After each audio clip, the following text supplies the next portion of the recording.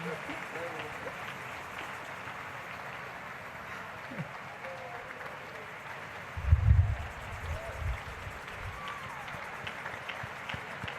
you very much. Thank you very much. Please be seated.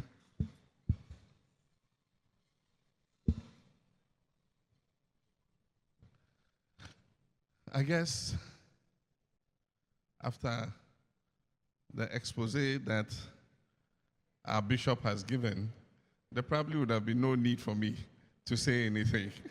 He has said it all. But today we are here to give thanks, and it's always a pleasure to be here in Perez Chapel.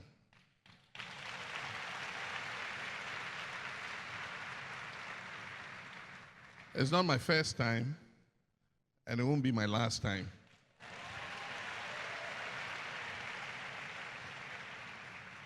So I'm a stakeholder in the air conditioning project.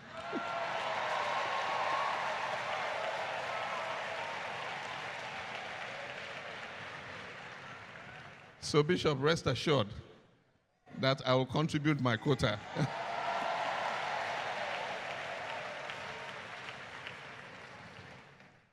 Bishop and Mrs. Ajinasari, our national chairman of the NDC party, the general secretary, our national executives who are present here, our regional chairman for Greater Accra, our members of parliament, my fellow aspirants, and I acknowledge Honorable Alban Bagbin, who's the second Deputy Speaker of Parliament.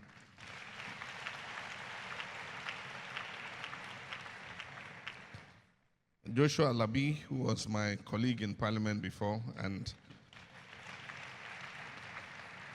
moved on into academia and is an emeritus Vice Chancellor.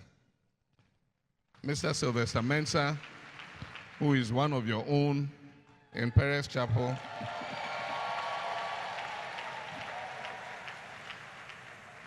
Al-Haji Nuruddin, a businessman who tried to veer into politics but did not succeed. I'm sure he will remain in business after this. My friend and former boss, the Honorable Spio Gabra.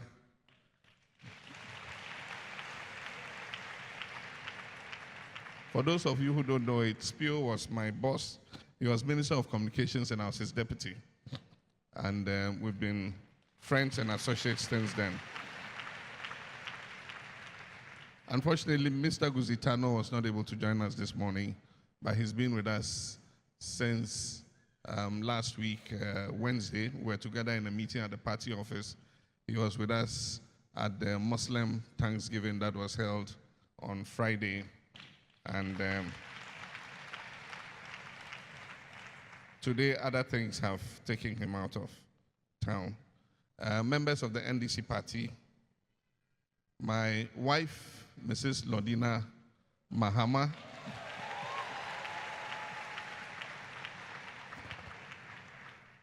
and my brothers and sisters in Christ.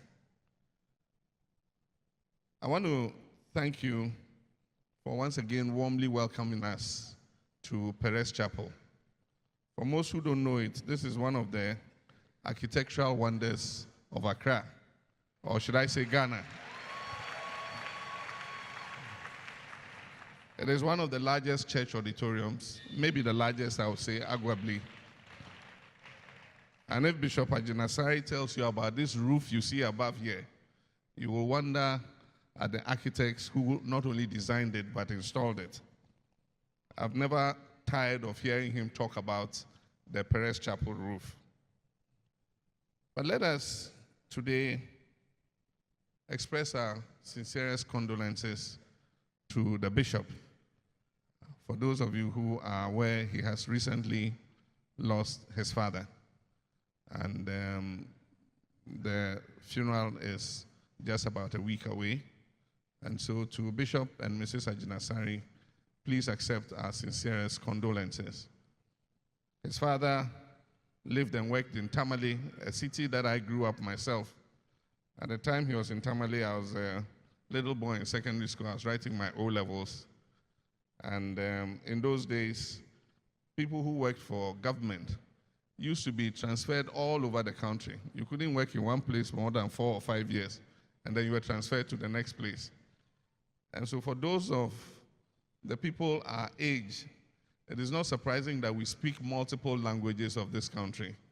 Because wherever your father worked, you learned the language.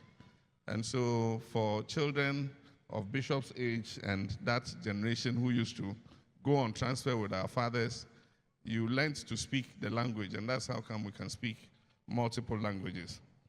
Today, if you transfer anybody, they refuse to go.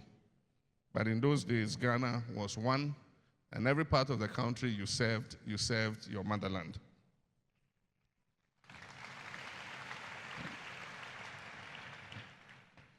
We're here to thank God for His infinite blessings on us, not only individually, but as a group. We're here to thank God for our party and for our country. We're here to thank God for seeing us through a successful presidential primary. Indeed, God has been good to us since 2016, after we lost the last election. I remember post the election loss, morale was very low in our party, and everybody in the party was dispirited. We had just emerged from the election and things hadn't gone well, and our party had gone into what I call the blame game mode. Everybody else was to blame for the party's loss except ourselves. And so there was a lot of acrimony and finger pointing. I came at the time and I said that as the general who led the army into battle, I accept blame for our loss. And so the finger pointing should stop.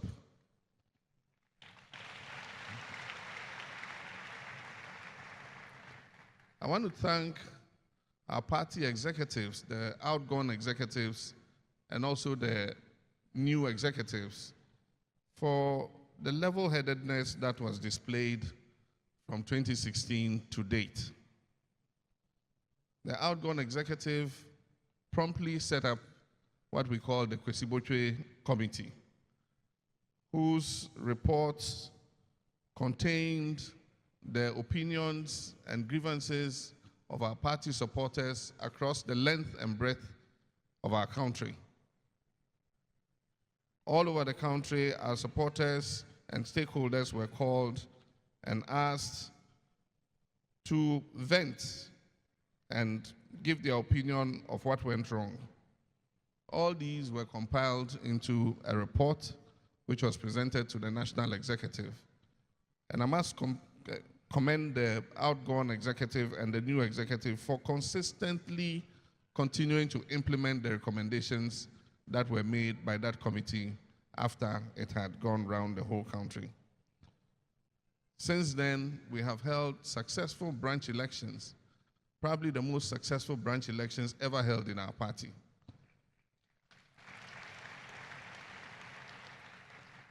If you see the quality and caliber of people who stood as polling station branch executives, then it gives you hope that the NDC party has a bright future. We held constituency elections, very competitive elections, and then after that we held regional elections. They were also very competitive. And last November, by the grace of God, we held our National Congress, and we successfully elected our new national officers, many of whom are here with us this morning. The climax of all this reorganization is the presidential primaries that we held almost a week ago, in which, by the grace of God, I emerged as the winner.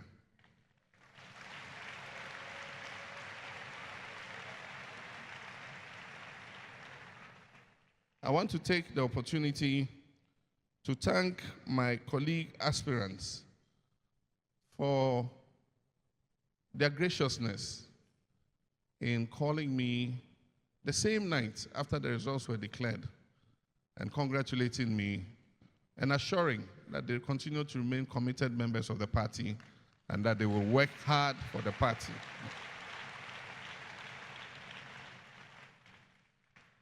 Indeed, their competition brought out the best in us.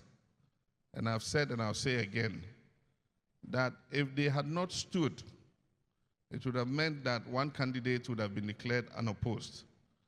And it would not have engendered the kind of competition and journeys around the country, meeting our grassroots supporters in all corners of this country. That would not have happened if there was no competition. And so I think that that primary and the competition that took place has brought out the best in the NDC party. And we thank God for that. All across the country, I found our branch executives more determined and energized before to work hard for the party and work hard for victory in the year 2020. I want to take this opportunity to thank the Almighty God for Jenny's mercies. In the last 3 or 4 months, myself and my colleague aspirants have crisscrossed this country. In the course of the presidential primary campaign, I've been to every part of this country. There's no part of this country I did not go to. Visited all the 275 constituencies in this country. And this was done successfully without even a single hair on anybody's skin in my convoy being affected. We went and came thousands of kilometers, and everybody did so safely without any injury or without any casualty. It can only be God's mercy that put us through this. My dear Bishop,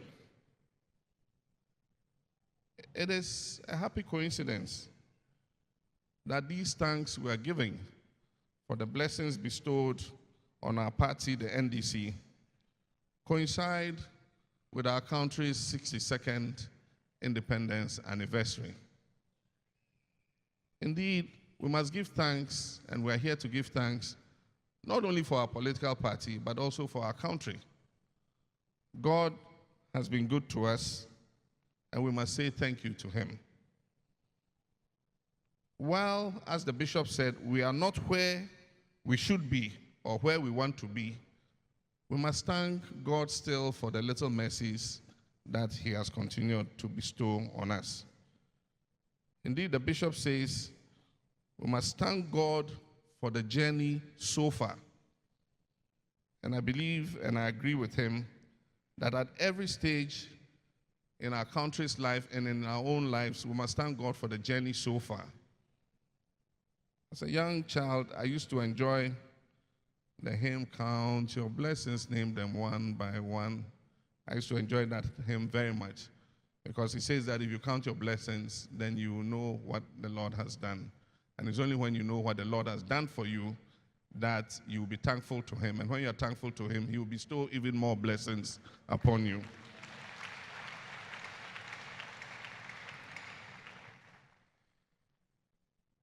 We can thank God as a nation for the fact that we have stayed together.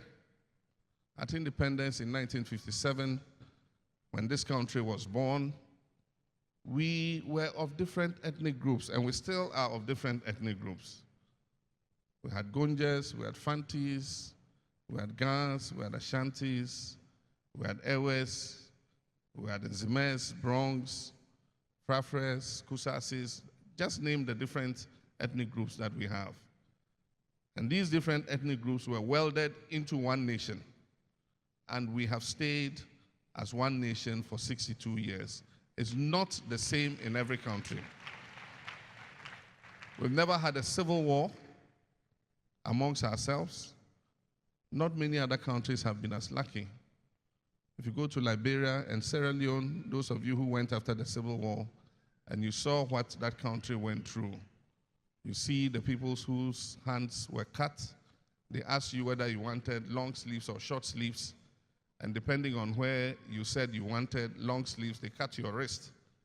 If you said you wanted short sleeve, they cut up to your elbow. And there are many of such people who today are handicapped because of what happened in the Civil War.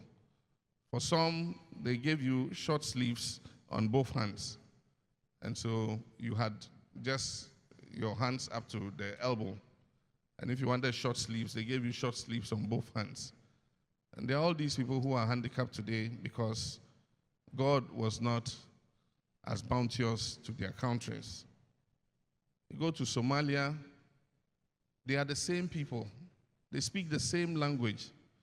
They are not as ethnically diverse as we are. They are just clans of the same ethnic group. That means family groups. But they speak the same language. They have the same religion. They are almost all Muslim. And yet they fought for God knows how many years. God has been bounteous to us. We have not suffered the same. If you go to South Sudan, it is Africa's youngest nation. All of us applauded the independence of South Sudan. And we said this nation was going to be a model and was going to prosper the people of South Sudan. And I remember something that happened.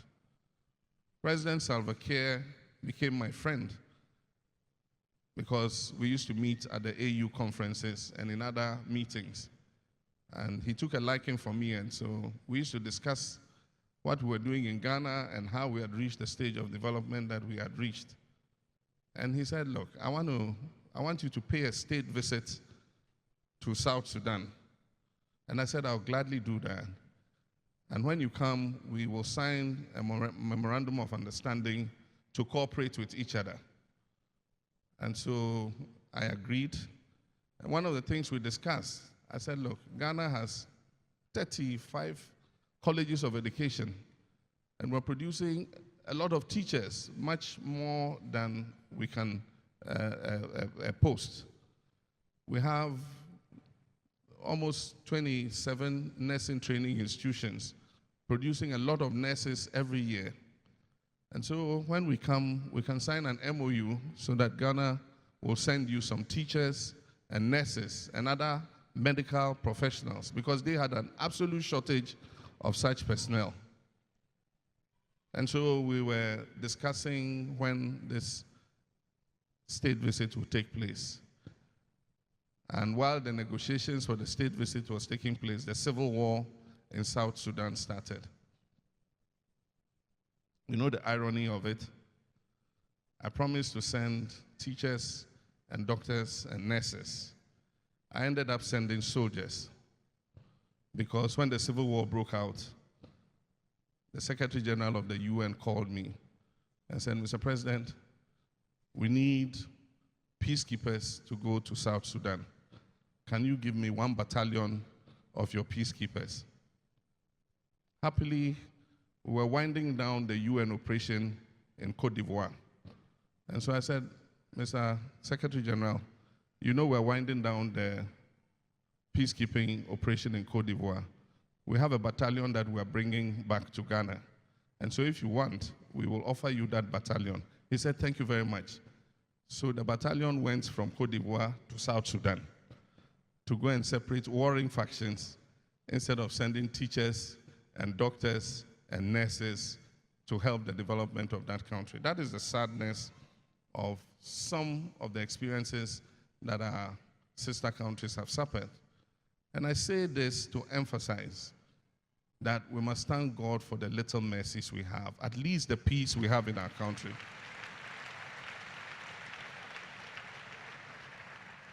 Because there can be no development without peace. And so if we thank God and appreciate the peace we have in our country, it will mean counting our blessings and thanking God for our blessings, and He will bless us some more. We have religious coexistence in this country. On Friday, we were with the Muslims thanking God for His bounteous blessings on our party and our country. And today, we're all here thanking God for His mercies. That religious coexistence is something that does not exist in other countries. In other countries, you are persecuted because of your religion. In Ghana, our constitution says there shall be freedom of worship. And indeed, in our country, there's freedom of worship. People express their religious inclinations without fear that they will be molested. And so we must thank God for that blessing. It is not the same in even some of our neighboring countries. You dare to be something outside the main religion, you will be persecuted. I always give two examples. One was after the unfortunate death of our late president, Professor Ivan Sata Mills. We had gone to the Asumdwek Park to do the burial. And that day, the sun was beating down so hot. It was at about 2 o'clock in the afternoon. And all the clergy were there. And Archbishop Palmer-Bakel, I don't know this religious title, I don't know if I think he's an Archbishop now. Archbishop Palmer-Bakel was there. And the late Molvi Wahab Adam, head of the Ahmadiyya Church, was there. In addition to many other members of the clergy. It was a multi-faith thing, and they all prayed for the repose of the soul of our late president. And so while we were there, all of a sudden, Molvi Wahab Adam collapsed. I think the heat was too much, and so he suffered heat stroke. And so they called for an ambulance, and the ambulance drove and came. And Molvi was put on the stretcher and put into the ambulance. As soon as they were preparing the ambulance to go, Archbishop Palmer-Bakel jumped into the ambulance and sat by Molvi, holding his hand and praying for him until they got to the hospital.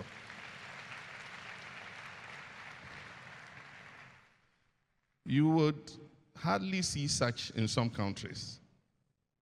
A Muslim cleric falls down. A Christian cleric, what's his business? He will not even be at the same location with a Muslim cleric to say joint prayers. And so we must thank God for these little blessings.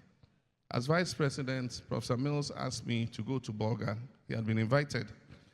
The Muslims have this National Hilal Conference where they sit and agree on the dates to begin the Ramadan fast and when they will end and when they will say prayers. And they hold it every year.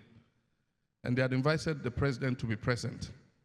And as Professor Mills frequently did, he asked me to go and represent him. And so I went to Bolga Tanga, got there in the evening, we went to bed. In the morning we had breakfast, we got ready, we dressed up, and we set off to the conference. And so while in the car driving, I said, where is this conference taking place? And it was taking place at the Catholic Social Center. I mean, the Muslim Hilal Conference was taking place at the Catholic Social Center. In many countries, if even that was the only center that they could hold that conference, the Muslims will refuse to go and hold their conference in that center. And in many places, the Catholics will not even give their center to the Muslims to hold a conference like that. But that is the blessing of Ghana.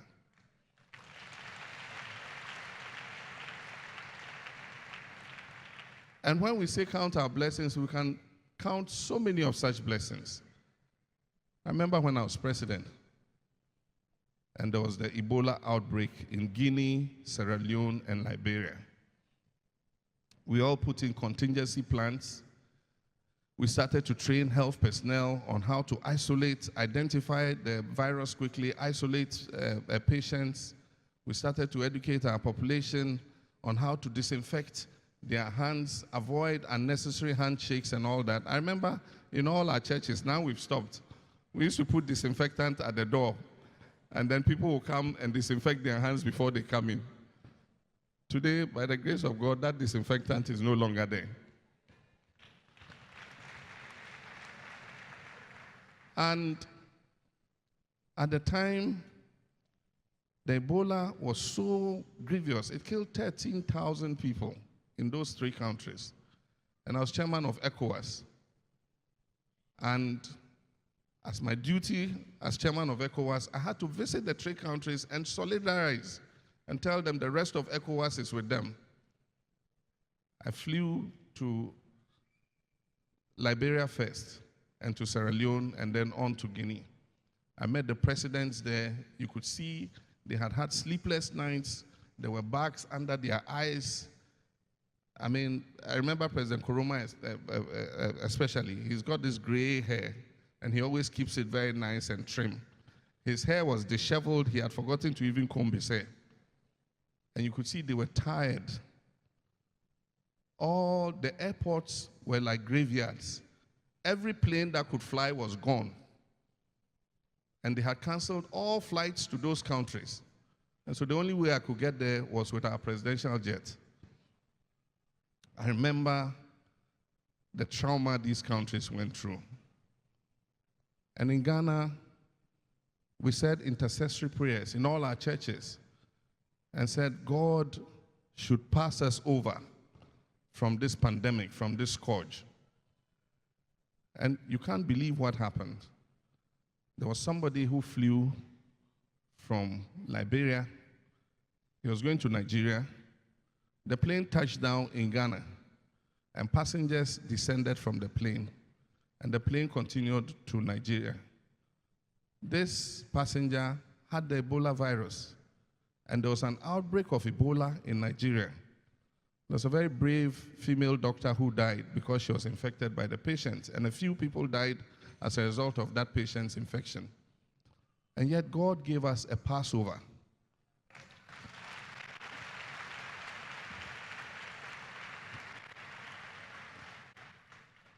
Despite all the preparations we made, that virus did not enter Ghana.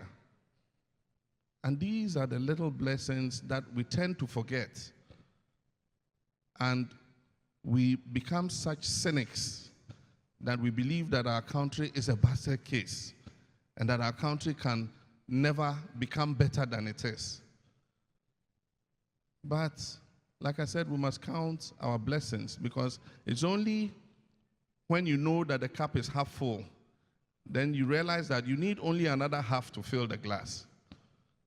But if your mind tells you the cup is half empty, then your idea of filling the glass is even much bigger than if you say it is half full. If it's half full, it means you're halfway there. But if you say it's half empty, then you get the impression that you need even more water to be able to fill the glass. And so, let's discard our sense of national cynicism. Indeed, it's disheartening when you listen to our discourse on our radios and on our TVs. You think that this country is worse than any other country in this world. And indeed, you think that our country is a something whole, as some president described some of our countries to be. But if we have a sense of national optimism, and that is what has made those countries reach where they are, because the generations that worked to make their countries what they are had the hope that their countries will be better based on the sacrifices that they were making. And so a generation, if you look at the history of any country, there's a generation in the history of that country that sacrificed to make the country reach where it has reached. And so in Ghana, we need to make that generational sacrifice if our country is to have a bright future for our children and great-grandchildren. We must eschew deviousness from our politics. There was a case in which, in the Third Republic, some politician was happy that his party had won, and he said the trick in his constituency that made them win was they went around telling the opposition supporters that they were voting the next day. It's like, let's say NDC and MPP. So you go and tell the MPP supporters that, oh, on the election day, it's for NDC. And that the next day, they'll bring fresh ballot boxes and the MPP too will come and vote. And that's the new electoral system that they have brought. So on that day, and in those times, we didn't have mobile phones, we didn't have WhatsApp, we didn't have all those gadgets. If you had a radio in your station, it was GBC1 and GBC2. The one with the wire they connect to the pole outside. And so if you go to the village spreading this, they will believe that, yes, it's true, one party is voting today, the next party is voting the next day. So on the day of the election, the other party said, oh, it's these people's turn. Ours is tomorrow. They were preparing for tomorrow. And tomorrow came, no ballot boxes, no electoral officials. And so he won, and he was happy. That is deviousness. And so let's eschew deviousness from our politics. And as Bishop said, our country is politically polarized. Our partisanship is too extreme. And that is part of the reason for our forward, one step forward, two steps back. One step forward, two steps back. A new government comes into power, and everything the previous government did is wrong. We inherited a mess. We did this. This didn't happen. If they had done this. And so we continue to pass the buck and pass the blame instead of taking the good things the previous government did and continue and build on it. We keep looking back for 2 years playing the blame game, and by the time you see the next election is right in front of you. And so yes, we are polarized and our partisanship is extreme. I want to assure Bishop that NDC as a party would uphold the peace of this country.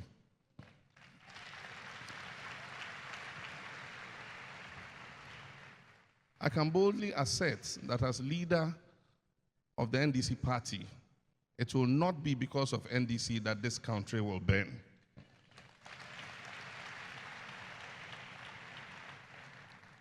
And that is why we have accepted the president's invitation to discuss the issue of vigilantism. And we actually have written explaining some of the issues we think we need to look at, including what Bishop said, that it will be simplistic to just have the two parties come and sit together and say, we're discussing and disbanding vigilantism. The issue of vigilantism is a multi-stakeholder thing. And Freddie Blade just calling Ofosu-Ampofo and say, oh, let's meet tomorrow. We can have some tea and discuss disbanding our vigilante groups. No. And that's why we're saying there must be an interlocutor, a neutral interlocutor. And the neutral interlocutor that we have in this country, in terms of our peace architecture, is the National Peace Council. We must have had disagreements with the chairman. And it was in the heat of post-Ayawaso West Wogon. The chairman had been interviewed. And in a way, when I listened to the audio, the presenter misled him in many ways. If you listen to that audio again. And so on our side, we said, but as chairman of the Peace Council, the first thing you must do is to condemn the violence first.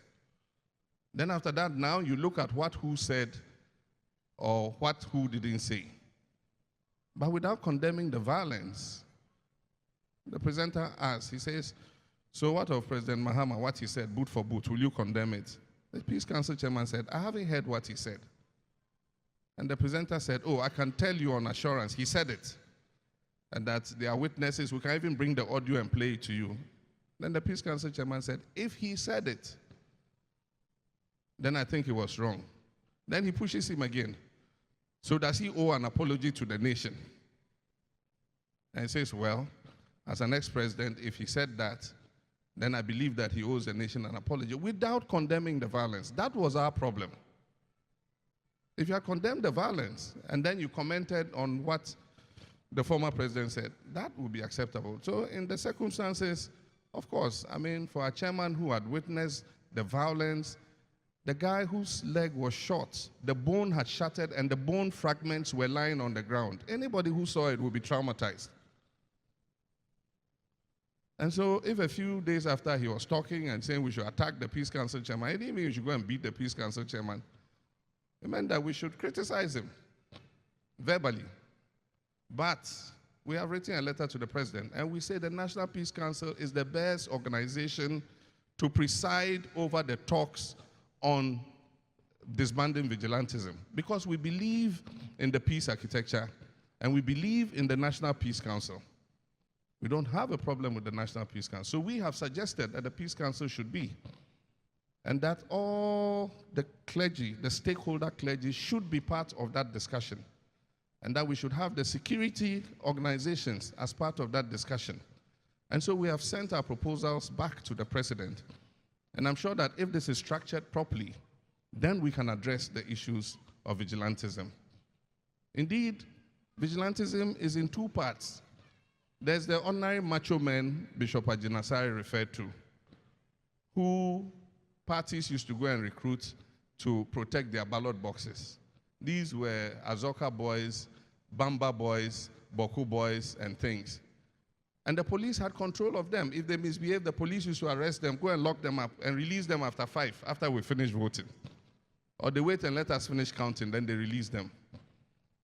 Vigilantism was taken to a new level when people started training them to shoot and close combat.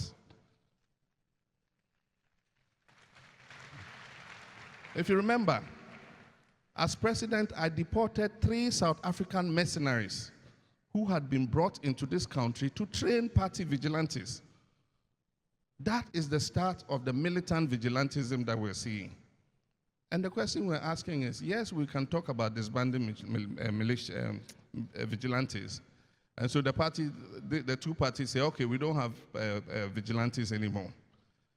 But the question is, those people who did what they did in Ayahuasca West Wuogon are national security operatives. They have moved from the party vigilantism into our security service. So the question is, what do you do with those people?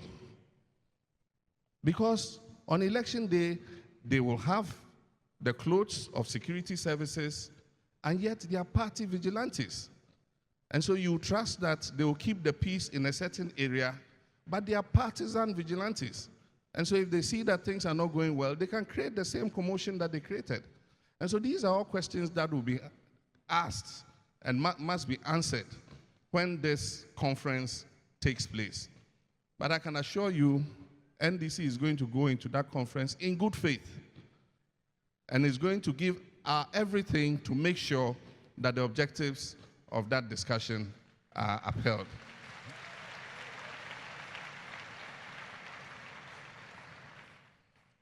And so, Bishop, I want to end by assuring you that we will work diligently to promote the transformation of this country to the benefit of our children and our children's children.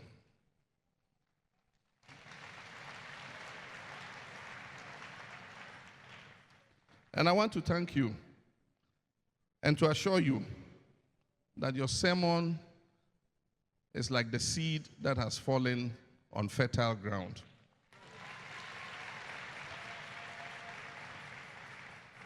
And it will grow and it will bear fruit. At every stage of our journey, we will remember to give thanks.